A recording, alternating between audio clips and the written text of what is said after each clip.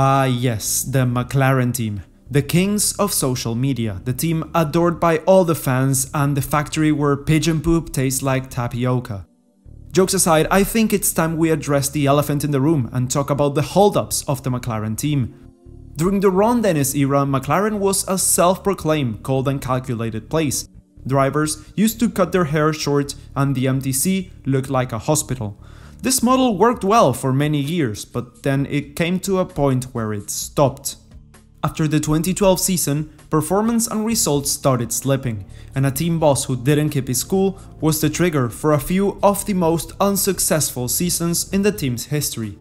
Zak Brown was deemed a hero by many, myself included, in the revival of the team's roots, with a more lighthearted approach to racing and the return of papaya and fun to the team.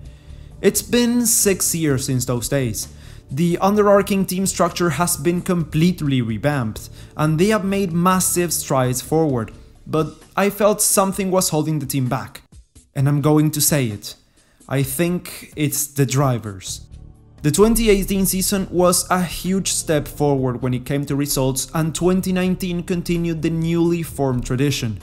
That season gave us rookie Lando Norris, a young driver that had a lot of fun messing about with his pal Carlos Sainz, and was quick on track as well.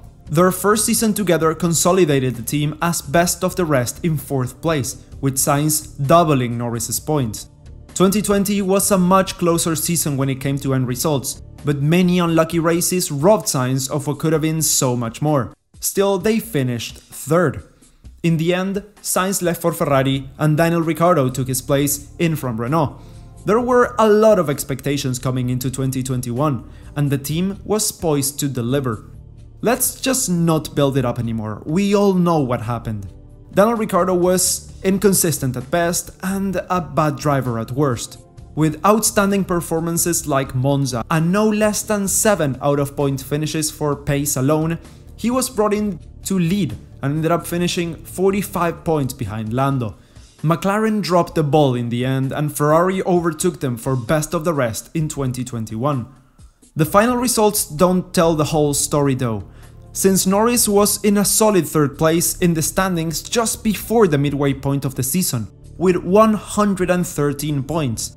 It doesn't help that, historically, after this point he just tends to crumble. In the remainder of the season he scored 47 points, mainly thanks to the amazing 2nd place in Monza. By the end, he dropped from 3rd to 6th, just 1 point in front of Leclerc. This mid-season breaking point has been a Norris staple since his debut in 2019, and so far it still stands. Ricciardo was consistently inconsistent through 2021. Every good weekend we would think, hey, maybe he finally sorted it out, only to be let down the next one. 2022 so far has proven the same thing, but with extra competition at the top, they have been relegated to 5th as of now. With Alonso becoming luckier, a solid car, and both of the drivers finishing in the points regularly, Alpine have overtaken them in recent races. McLaren have been fighting with one hand tied to their back so far, and if the Lando trend continues, the second hand will soon follow. This would put them within reach of teams like Alfa Romeo and maybe even Haas. Only time will tell. Talks around the paddock have put 1,000 people in McLaren's 2nd seat, and the rumor is now that Brown is trying to buy out Ricciardo's contract. Pato O'Ward, Alex Palou, Colton Herta and Oscar Piastri all rumored at one point or another to replace Ricciardo, and there have been no hints at a contract extension for the Australian. McLaren focus a lot on videos, skits and having fun around the paddock, but there's a problem when the results are slipping and the driver performance isn't improving. I am not saying don't have fun, but we just don't want to see performance left aside and history repeating itself. Lando and Daniel are two very marketable drivers. I just want to see them as happy on track as they are on social media. The 2022 silly season is well underway, and by the time this video is out, we might even have new info on the contract negotiations. But still, I pass the question on to you. Do you think McLaren can hold on to 4th in the standings? Do you see 1 or 2 drivers being replaced in the near future? What would be your ideal lineup?